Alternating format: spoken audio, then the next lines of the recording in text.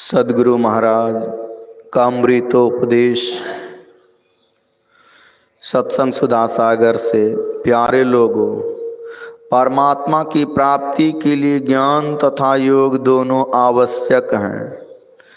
आज मैं योग सीखो उपनिषद के आधार पर दोनों की विवेचना करना चाहता हूँ।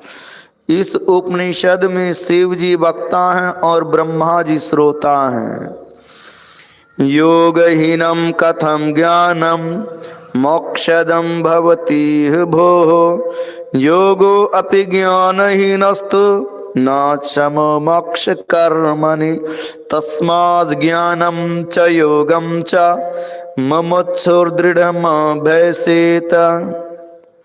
योगहीन ज्ञान मोक्षप्रद भला कैसे हो सकता है?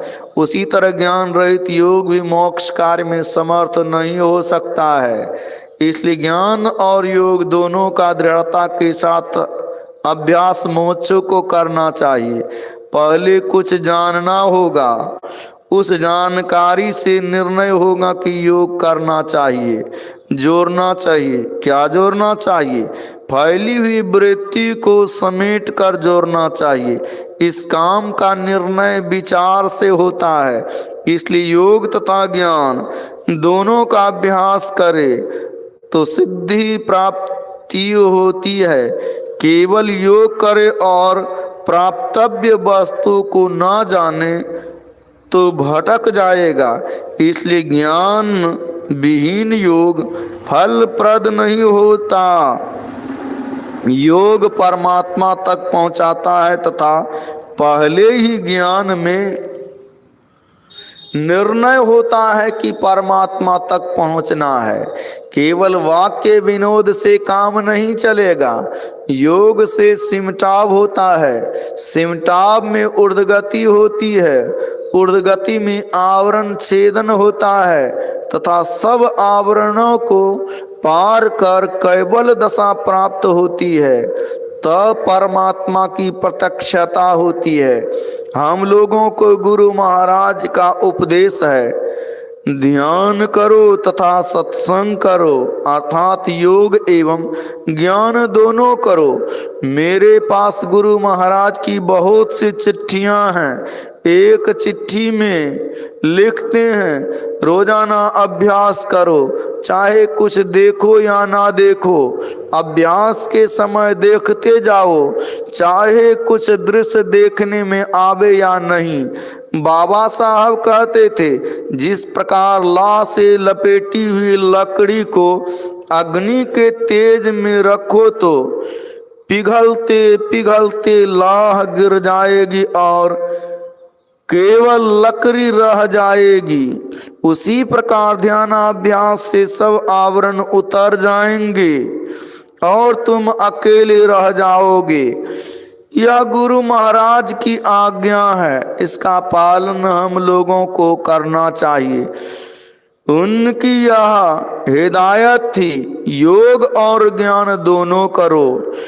देहावसान समये चित्ते यद् भावेत तत्देव भवे जीवा इत्येव जन्म कारणम। देह त्याग के समय चित्त में जो जो भावनाएं जीव करता है वही वही होता है। यही जन्म का कारण है। जीवन भर जो अपने मन में सोचते हैं वही भावना अंत में याद आवे, यह संभव है। जन्म भर में कभी जो काम नहीं किया अथवा कभी कभी किया वह अंत समय याद आवे, संभव नहीं। इसलिए नित्य भजन करें, सब कामों को छोड़कर तथा सब कामों को करते हुए दोनों ढंग से करें तो अंत समय में अवश्य याद आवेगा तथा अपना परम कल्याण होगा। प्रयाण काले मनसा चले न भक्त्या युक्तो योग बलेन चैव भ्रुवोर मध्ये प्राणमावेश्य सम्यक सतं परं पुरुषमुपाति दिव्यम। श्रीमद् भगवद गीता अष्टम अध्याय। जो मनुष्य मृत्यु के समय अचल मन से भावों के बीच भक्ति से सराबोर होकर और योग बल से अच्छी तरह प्राणों को स्थिर करता है तो दिव्य परम पुरुष को प्राप्त करता है। यह शरीर चला जाएगा, कुछ संग जाने को नहीं है। माल मुल्क को कौन चलावे, संग न जात शरीर। करो रे बंदे वा दिन की तत्वीर। इसलिए हम लोग भजन अभ्यास अधिक करें, केवल जाने अथवा पढ़ें, किंतु ध्यान नहीं करें तो उसको लाभ नहीं होता। वैसे ही जैसे धन धन कहत धनी जो होते, निर्धन रहत न कोई। केवल धन धन कहने से कोई धनी नहीं होता। काम करते भी अपना ख्याल भजन में लगा कर रखना चाहिए। कमठ दृष्टि जो लावई सो ध्यानी परमान। सो ध्यानी परमान सूरत से अंडा सेवय। आप रहे जल माहि सूखे में अंडा देवय। जस पनिहारी कलश भरे मार्ग में आवय। कर छोरे मुख वचन चित कलसा मिलावय। पनि मनि धरे उतार आप चरणे को जावय। वह गाफिल ना परे सुरत मन माही रहावय। पलटू कारज सब करे सुरत रहे अलगान। कमठ दृष्टि जो लावई सो ध्यानी परमान। संत पलटू साहब भगवान श्री कृष्ण का गीता में अर्जुन के प्रति यह उपदेश है, युद्ध भी करो तथा ध्यान भी करो। काम करने के समय भी हमारा ध्यान न छूटे, ऐसी कोशिश करनी चाहिए। जो दोनों तरह से भजन करते हैं उनका मन विशेष बिखरता नहीं।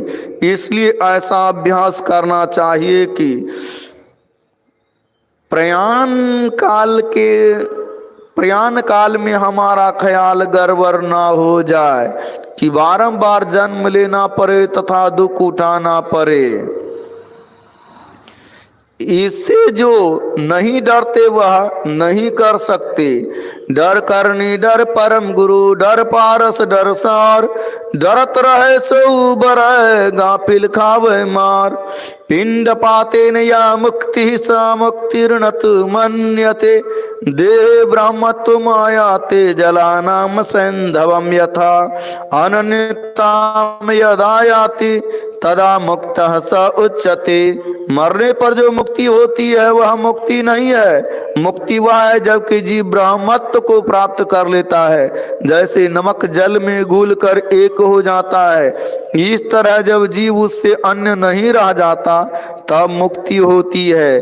जीवन काल में जिसने मुक्ति प्राप्त कर ली है उसे मरने पर भी मुक्ति प्राप्त होगी। जीवन काल में मुक्ति प्राप्त नहीं हो तो मरने पर भी मुक्ति प्राप्त हो, मरने पर मुक्ति प्राप्त हो यह संभव नहीं। संतों ने इसका अपनी वाणी में इस भांति वर्णन किया है। लाहि चारि फल अछत तनु साध समाज प्रयाग। गोस्वामी तुलसीदास जी। जीवन मुक्त सो मुक्ता हो, जब लग जीवन मुक्ता नाही तब लग दुख सुख भुगता हो। संत कबीर साहब। जीवत छूटे देह गुण जीवत मुक्ता हो। जीवत काटे कर्म सब मुक्ति कहा वैसो। जीवत जगपति का मिलाए जीवत आत्म राम। जीवत दर्शन देखिए दादू मन विश्राम। जीवत मेला ना भया जीवत प्रसन्न हो। जीवत जगपति ना मिले दादू बूरे सोय। मुआ पीछे मुक्ति बतावे मुआ पीछे मेला। मुआ पीछे अमर अभय पद दादू भूले गहिला। संत दादू दयाल जी। चिता में जलने कब्र में दाखिल होने के पहले मोक्ष प्राप्त करो। बाबा देवी साहब। बाबा साहब ने इस उपदेश को विज्ञापन में छपा कर बांटवाया था। सब संत लोग मजबूती के साथ कहते हैं जीवन काल में जो प्राप्त होगा मरने पर भी वही प्राप्त होगा। बिंदुनाद महालिंगम शिव शक्ति निकेतनम देहं शिवालयं प्रक्तम सिद्धिदम सर्वदेहिनाम।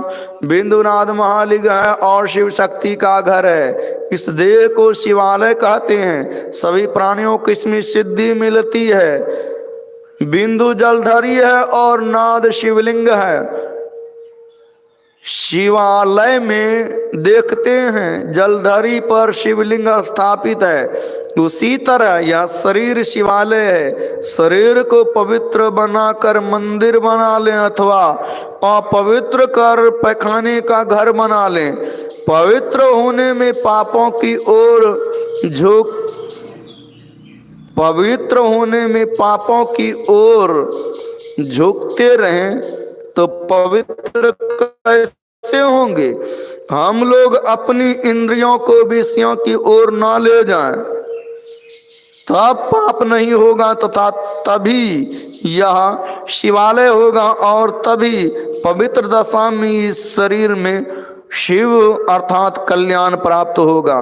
मंदिर को लोग साफ करते हैं, उसी प्रकार शौच के द्वारा शरीर को पवित्र रखना चाहिए तथा झूठ, चोरी, नशा, हिंसा और बेविचार इन पांचों पापों से बचना चाहिए। अगर कभी गलती से करो तो बहुत पश्चाताप करो तथा ईश्वर से प्रार्थना करो कि हे ईश्वर मुझ में शक्ति दो जिससे मैं इससे बच सकूं तथा स्वयं खूब मुस्तैद रहो।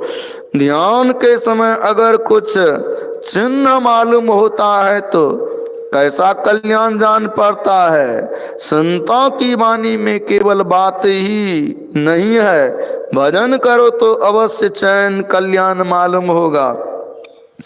भजन में हो तो आनंद आनंद बरसत विशद अमी के बारद भीगत है कोई संत। संत कबीर साहब अपने को इंद्रियों के घाटों से छुड़ाते हुए उस ओर चलो जहाँ परमात्मा का साक्षात्कार कर सकोगे। जिस तरह से हो सके अपने को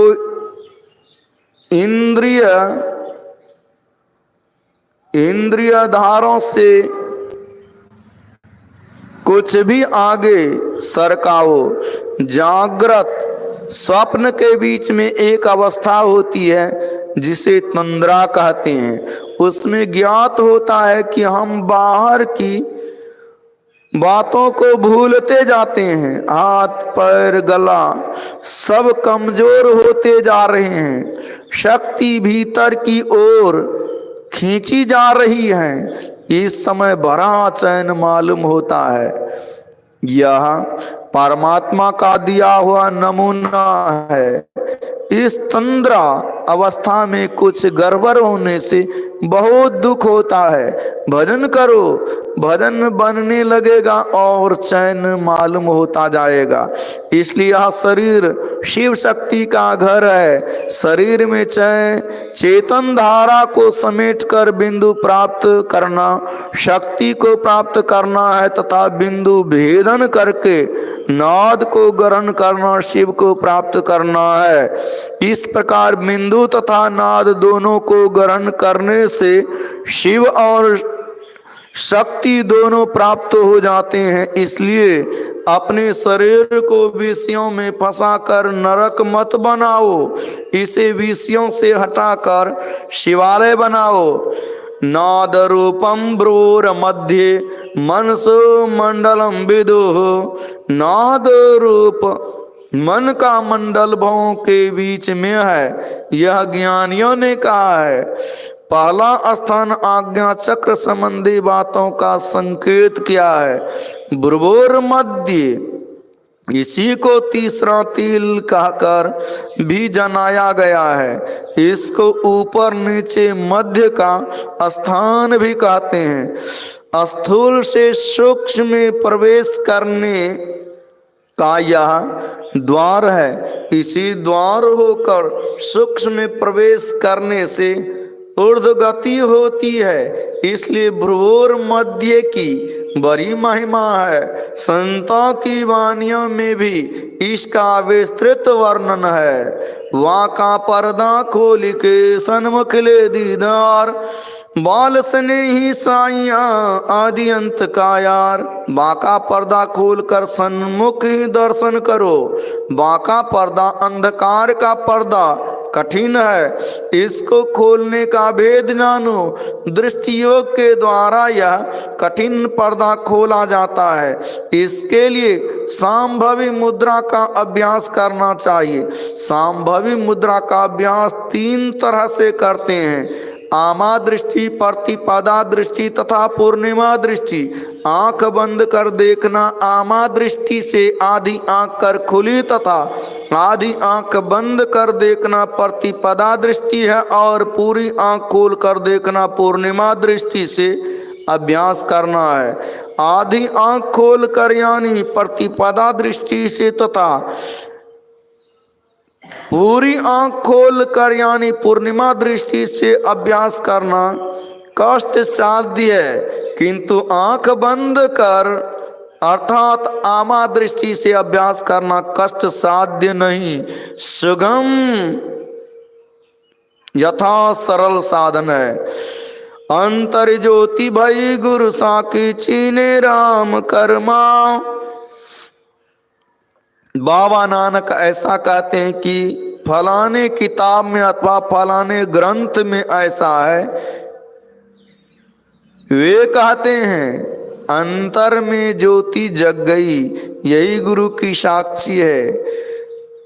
तब राम की ओर से जो बख्शिश दयादान होता है पहचान में आता है। श्री सद्गुरु महाराज की जय।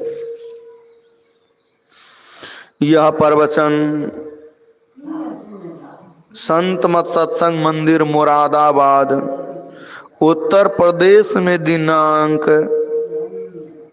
20/1/1951 ईस्वी के सत्संग में